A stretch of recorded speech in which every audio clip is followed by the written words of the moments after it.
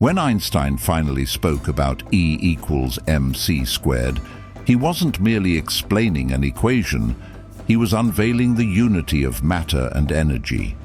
In this rare footage, he recalls his special theory of relativity and how even a small amount of mass can release immense energy. So let us listen to him in his own words.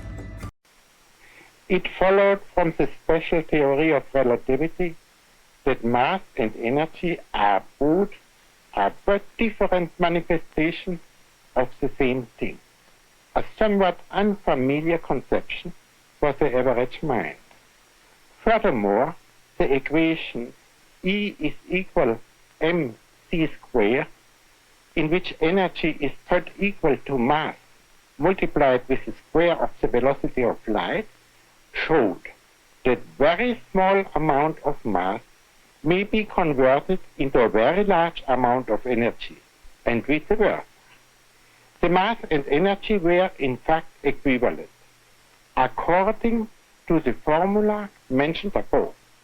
This was demonstrated by Kurzgesagt and Walton in 1932 experimentally. His words still resonate. A quiet reminder that what we call matter and what we call energy are only reflections of one hidden truth.